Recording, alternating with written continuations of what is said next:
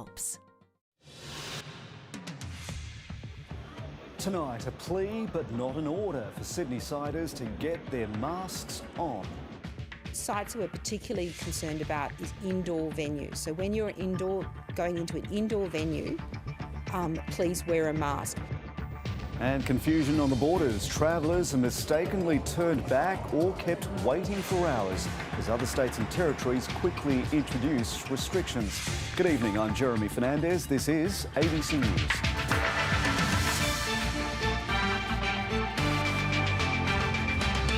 Victoria's hotel quarantine inquiry releases its final report but fails to answer who commissioned the use of private security. And a sweet surprise. Researchers uncover a box of chocolates dating back 120 years with a special connection to Australian history. Sydney's Northern Beaches cluster is still growing. There have been another 15 new infections. The Premier's again pleading with people across Greater Sydney to wear masks when they're out and about. And the Health Minister has blasted people who've been using fake names to check into venues. State political reporter Ashley Raper begins our coverage. A different kind of patrol on Manly Beach. Police move people on as everybody on the Northern Beaches is under a public health order to stay home. The lockdown continues on the peninsula and the rest of Sydney is on edge. Trains were empty and looks like all the streets are deserted. Last week there were people coming to work, the bus was full. This morning the bus only had about 4 people on it, so it's certainly a huge transition over the weekend. There are 15 new cases, all are linked to the Avalon cluster, which has now reached 83. And that cluster has caused outbreaks outside of the Northern Beaches, at a hair salon on the North Shore, a pub in the Inner West, and an office in the CBD. What we want to do is make sure that there is no further spread from those clusters outwards. Testing has hit an all-time high. 38,000 people were swabbed yesterday. But there is concern that health officials can't trace everybody impacted by the cluster. Some of the visitors to various venues still think that it's funny to be putting in there that you're Donald Duck or Mickey Mouse, and thinking it's smart to call yourself Donald Duck or Mickey Mouse is about as stupid as it gets. Tighter restrictions came into effect in Sydney today, including limiting home visitors to 10 people. And while not enforced, the health advice to not visit aged care homes and wear masks was repeated. We will be monitoring the uptake of mask wearing. The sites we're particularly concerned about is indoor venues. So when you're going into an indoor venue, please wear a mask. Other state premiers have had a bit to comment about what we're doing in New South Wales, but I'm confident the strategies we have in place are working. The Premier remains adamant that she won't make a decision on the rules for Christmas Day until Wednesday. Authorities are looking at two main things: the spread on the Northern Beaches and whether the virus has made its way to other parts of Sydney and can't be directly linked to the Avalon cluster. 2020 is not done with us yet, that's very clear. And nor should we be surprised. The events of the past few days, I have no doubt, are incredibly frustrating and disappointing. The green light has been given to people from Sydney who don't live on the Northern Beaches to travel to regional New South Wales. Ashley Raper, ABC News, Sydney. And Ashley Raper joins us now from State Parliament. Ash, there's still a big question mark over Christmas Day celebrations, and the Premier must be feeling some pressure to at least ease restrictions a bit by Friday. Yes, Jeremy, there is so much uncertainty here in Sydney, and that's not lost on the Premier. Dallas Berejiklian today acknowledged the frustration people are feeling, but insists the situation is still too volatile to make a call just yet. The question everybody wants answered is how many people will be allowed in a home for Christmas lunch or dinner, and for those living on the Northern Beaches, whether they'll be allowed to leave their home and see anybody at all. But there is a lot at stake, and the Premier says she's weighing up the need for people to be with their families on Christmas Day after a really tough year, while not putting the state at risk, because this outbreak is still not contained. Ashley Raper at State Parliament. The rapid return of strict travel restrictions interstate is proving to be a nightmare for thousands of travellers. Every state and territory has effectively put up a border wall with New South Wales. In South Australia, the process has been chaotic, with hundreds of people mistakenly sent into quarantine or turned away. Tim Swanston reports. Here we go again. It's a pain in the ass to go to work, really. With Sydney-siders locked out of the rest of the country for a second time, the road borders are back. People will start to see barricades going up again this afternoon. We are anticipating lines, we are anticipating queues. Adding to the frustration, one border closure was enforced prematurely. We got told we had to quarantine for 14 days, and then we booked flights tomorrow, and then we got told we didn't have to quarantine. Passengers flying from Sydney to Adelaide were incorrectly told they had to quarantine for a fortnight or head home hours before the midnight deadline. Even with helpful airline staff, people were held up at the airport for hours, causing massive delays on the tarmac. Many passengers still to be processed before we get a look in. We obviously regret the inconvenience and disruption that this has caused. Hundreds of people were funnelled into quarantine. About 100 were turned away on the roads.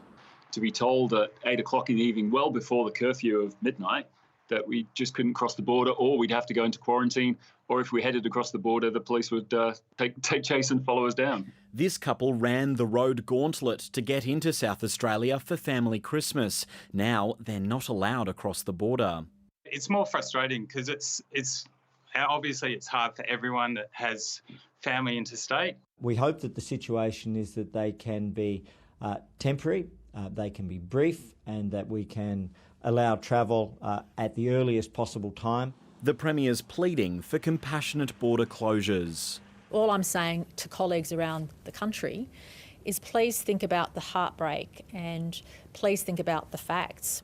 Heartbreak and even more isolation. Tim Swanston, ABC News, Sydney. And Tim Swanston joins us now at Sydney Airport. Tim, with so many people forced to cancel their trips, how are the airlines responding?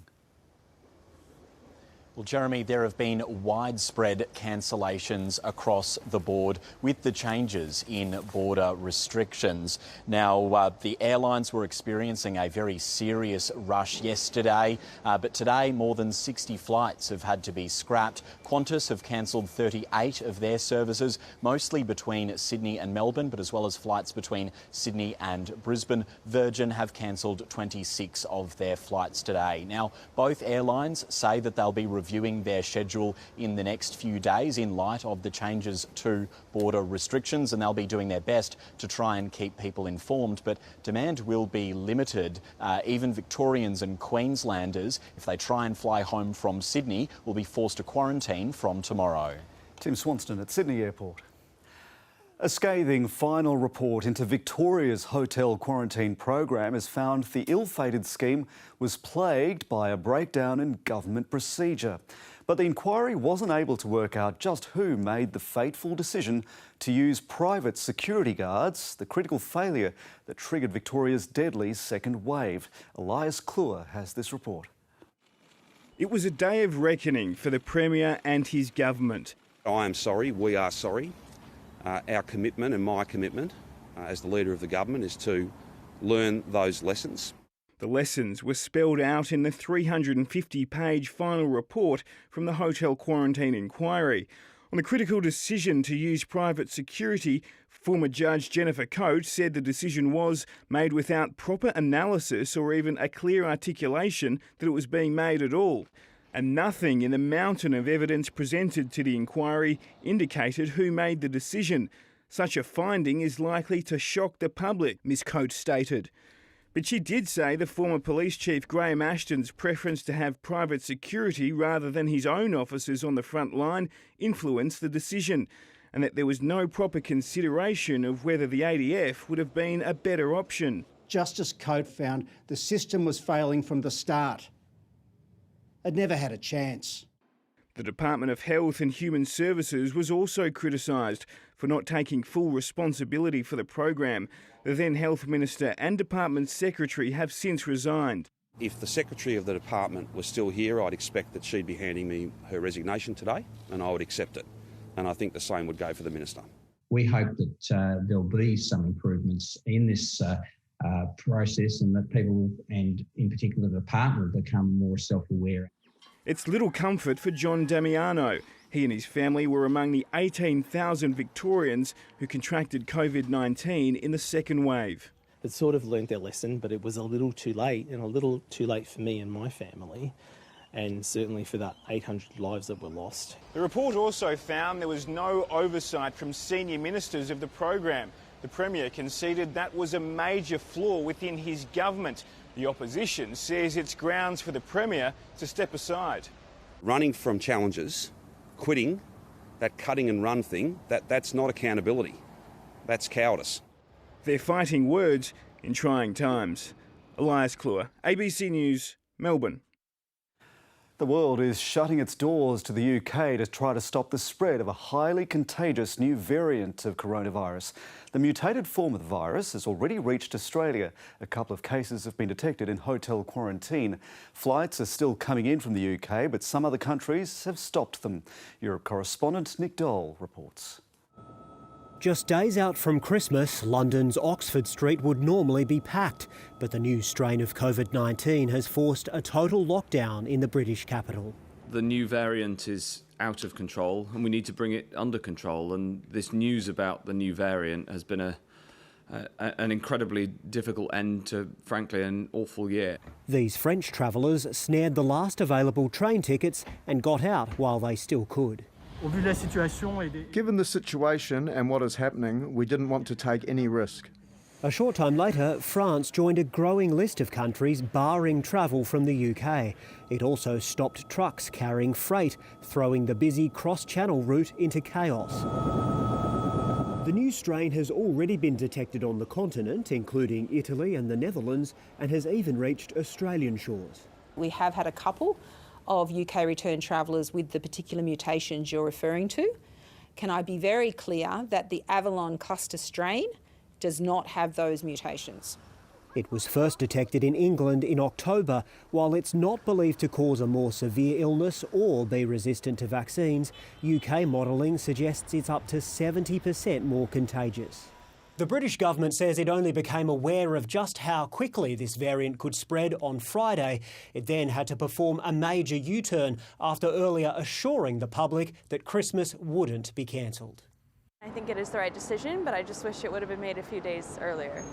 I don't like it, I really hate it, but what can we do? But this Christmas could become even bleaker. The suspension of freight services to France is likely to make an existing logjam far worse on both sides of the channel. Presents and food suppliers will have to wait. This will be a memorable festive season, but one that many will be desperate to forget. Nick Dole, ABC News, London. A man has been charged with the murder of a woman at Liverpool in Sydney's southwest. Ronald Roshan was arrested after Rosemary Bodak was found dead inside his room at a hotel above a pub yesterday afternoon. The 34-year-old man remained in his police cell and didn't apply for bail at Liverpool Court today. It's believed the pair didn't know each other well. The exact nature of their relationship is unclear. Mr. Roshan will face court again in February. A jury in the child sexual abuse trial of the Sydney swimming coach Kyle Daniels has been unable to reach a final verdict. The 22-year-old pleaded not guilty to 26 charges of abusing 9 young girls at the Mossman Swim Centre. Last week, the jury acquitted him of 5 charges, but the panel was deadlocked on the remaining 21 counts. 2 jurors were discharged individually, one because of travel plans and the other due to the Northern Beaches lockdown. The remaining 10 couldn't reach a unanimous decision and have today been dismissed. Mr. Daniels will find out next year whether he'll face a retrial. For many survivors of domestic violence, the abuse is not always physical. In the UK, it's a crime to make a person in a relationship feel controlled, dependent, isolated or scared. As Australia considers similar coercive control laws, advocates say there's a lot we can learn from the British experience. Europe correspondent Samantha Hawley reports. British woman Sally Challen walked free from prison last year. She'd served 9 years of an 18-year sentence for murdering her husband with a hammer. Her conviction was overturned after a court found she'd suffered coercive control, which became a crime in England in 2015. Over 40 years as a relationship of controlling her finances, controlling her movements, gaslighting her. Son David says if the laws had been in place sooner, things could have been very different. I would have taken my father to the police. I would have reported him. British MP Rosie Duffield also knows the harrowing nature of coercive control. She left her partner after years of relentless abuse. After 15 hours at work, you spend another hour on the phone to your mum or a close friend, trembling, a shadow of your usual self. There's now a clear increase in the use of these coercive control laws. The most recent annual figures show there were almost 25,000 offences recorded by police in England and Wales, a 50% jump from the previous year. Generally, awareness and understanding is a really important thing that needs to be done when you're introducing these new legislation, so that people understand, oh, this could be me, this could be happening to me. As Australia embarks on introducing coercive control laws, there are lessons to be learnt from the UK experience. Advocates here, for instance, argue a public health-style education campaign was needed from the start. Helps people understand behaviours that, 20 years ago we just say, oh, that's a domestic type situation. David Challen wants Australia to push ahead. These victims deserve to be recognised, they deserve to be helped. He says the laws will save lives. Samantha Hawley, ABC News, London. With most of New South Wales officially out of drought, you'd be forgiven for thinking the threat to town and farm water supplies has passed. But the last drought was so severe that some experts say catchments will take much longer to recover if they ever do. In the state's northwest, rivers are running low and water restrictions are already coming back. Nick Gillingham is a farmer who knows the river doesn't always give you what you want. I think we're always going to be going through these ups and downs. It always has in the Murray-Darling Basin, so we're just going to have to get a little bit more resilient. For more than a decade, he's been trialling different methods on his Moree property with the goal of harvesting better crops using less water. 20 odd years ago, things were as low as, getting half a bale per megalitre. Now we're in the vicinity of 2 bales per megalitre. Much of New South Wales received above average rainfall in 2020, but experts fear the rivers of the Murray-Darling Basin are still in dire straits. If you've got a completely dry sponge, generally what happens is that if you put water on it straight away, it just runs across. Even when it doesn't rain, rivers can still flow because groundwater in the surrounding catchment leaks into them. But the last drought made the catchment so dry, the rain that's fallen since often didn't soak in. Instead, it ran straight down the system. Flows did reach as far as the Menindee Lakes in early 2020, but they've since dropped off, and towns like Bourke are already enforcing water restrictions again. You don't like to be on these restrictions, but I guess unless we get rain, we're not likely to have water come down to the system. Riverbeds like this one do look healthier today than they did 12 months ago, but there are still some sections without any water. That's left a lot of people wondering if there'll be enough time for them to recover before the next drought. Climate modelling suggests it may not be far off. It means farmers like Nick are preparing for the worst, but hoping for the best. Patrick Bell, ABC News, Moree. Australia's consumer watchdog has launched court action against the clothing company Lorna Jane over outfits it said would protect against COVID-19. The ACCC alleges Lorna Jane knowingly made misleading claims that its garments were treated with a special substance that provided protection against viruses and pathogens, including coronavirus. The Therapeutic Goods Administration fined the company nearly $40,000 in July for unlawful advertising relating to the garments. If you want to make claims about a disease as serious as COVID-19, then you have to be very confident about what you are basing those claims on. In a statement, Lorna Jane says it's extremely disappointed that the Commissioner has decided to start court action and that it'll be defending itself against the claims.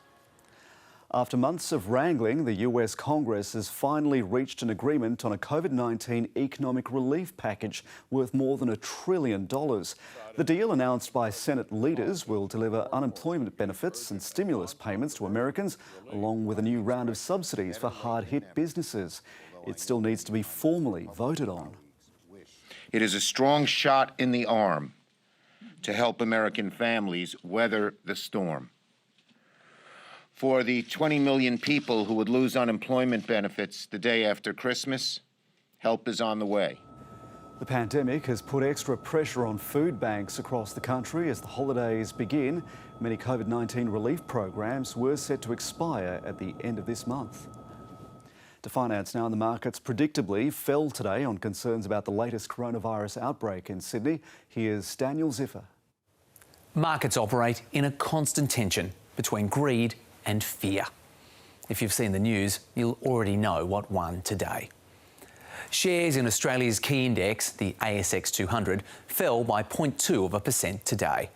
Logistics company WiseTech fell after an analyst report questioning recent acquisitions caused some investors to bet against the company, what's called short selling. Mining stocks were floated by rises in key commodities, but the rest of the market went backwards. The share market is not the economy, but it is a key indicator of how we're travelling. So if you think we're going to snap back to normal quickly once we've popped the champagne at New Year's Eve, look away now. Here's what happened to the value of our 200 biggest listed companies since just before the global financial crisis hit in 2008. It took until the middle of last year for the index to reach where it was 5 prime ministers ago. Global markets are crunching through to the end of the year, and the Aussie dollar is continuing the slow climb against the US dollar that it's been on throughout the year. Normally, it'd be good news for travellers, but 2020. And that's finance. A whirlwind half-century by Dan Christian has led the Sydney Sixers to a win against Adelaide in the BBL. The Sixers recovered from a slow start through Christian's barrage, and their bowlers held the Strikers to a modest 139. The Sixers were at 3 for 58 in the 12th over when Christian arrived and began peppering the boundaries. Not even the world's #1 T20 bowler, Rashid Khan, could subdue Christian. He reached 50 off just 15 deliveries. He's had another big swipe, and it's the same result. His effort with the bat was complemented by taking the vital wicket of the English import Phil Salt. After reaching 4 for 81 in the 12th over, the Strikers lost by 38 runs. Like many sporting codes, the A-League is reviewing its forthcoming season because of the latest COVID outbreak. For the one non-Australian team, it's been a bumpy build-up. New Zealand's restrictions on international travel forced the Wellington Phoenix to relocate to Wollongong.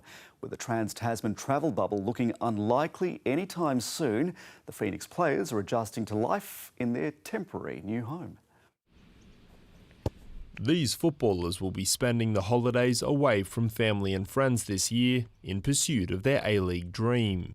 It's a bit difficult when you're away from your family, but I mean, I've been talking to them quite a bit and just, yeah, trying to get through it. Yeah, it's definitely a lot of changes coming over from New Zealand, having to move sort of your whole life over and adjust to sort of a new city. It's been a difficult journey to Australia for the Wellington Phoenix since they decided to relocate to Wollongong for the season. Goalkeeper Stefan Marinovic spent the better part of a month quarantining in Adelaide after a cleaner at his hotel tested positive for COVID-19. You had no access to the outdoors, really. I was lucky in that I had a 1 square metre balcony, so I could go outside. Some people didn't have windows. For the few Phoenix fans in Wollongong, the news is an early Christmas present. It's one of those positives that we never saw coming with 2020, is that the Phoenix are coming to be based in Wollongong. But for Ashley's equally fanatical dad back in New Zealand, getting along to a game is now virtually impossible. Because at the moment we'd have to quarantine for 2 weeks and pay for quarantining for 2 weeks. So yeah. The Phoenix will consider returning to New Zealand if a travel bubble eventuates early next year. In the meantime, hosting the team could allow Wollongong to bolster its case for the region's own permanent A-League side, giving the local football fans something to cheer about. Tim Fernandez, ABC News, Wollongong. Boxes of personal effects belonging to Australia's noted bush poet Banjo Paterson have delivered researchers in Canberra a sweet surprise. They were cataloguing boxes of treasures, including an early version of his famous song Waltzing Matilda, when they stumbled across an unexpected treat. The National Library of Australia is the place where serious bookworms come to get their fill. But upstairs, well away from the public eye, conservators are working on some of our more delicate national treasures. Yeah, it's quite a hidden piece of work that the library does, but it's quite integral to the care of the collection. Here they assess and stabilise books, photos and art. Their newest project was financed through crowdfunding to shed more light on the life of one of Australia's best-loved writers. Every year we ask every member of the public whether they'd like to contribute to a project, and the Banjo Paterson papers is such an iconic collection. We were sure that when we went out to the public and asked them for help, they'd give it, and they did. They've been sifting through box after box of personal items from the great bush poet. So at the moment I've been working on this photograph as well as a series of newspaper clippings and scrapbooks that Banjo kept of articles he wrote during, I believe, the Boer War. But hidden away for more than a century, they uncovered an unexpected treat. Old tin of chocolates belonging to Banjo, with the chocolates still wrapped in the box, and quite an interesting smell when they were unwrapped. They were a souvenir from his time at the Boer War, a present from old Queen Vic herself. A little worse for wear maybe, but not bad for 120-year-old chockies. Perhaps the most enduring mystery is why Banjo Paterson never gave in to temptation. Maybe he was saving them for a special occasion, I'm not sure. The Banjo Paterson collection is destined for digitisation, for the world to savour online. The chocolates, well, they'll go back into storage, in a cool, dry place, of course. Craig Allen, ABC News, Canberra. Let's take a look at the weather now, and flooding rain is possible overnight, Graham. Yeah, it is, Jeremy. It's up across the northern parts of the state, pretty much from Moree all the way through to about Port Macquarie and Newcastle.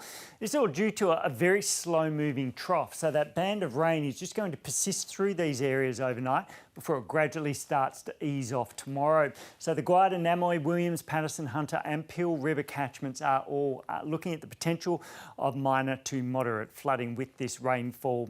In Sydney, it's been a mild and humid, cloudy day. We did see that rain start to set in the afternoon. The city recorded 2 millimetres. Most falls, though, were less than 12 millimetres, although 24 millimetres fell at Bringelly.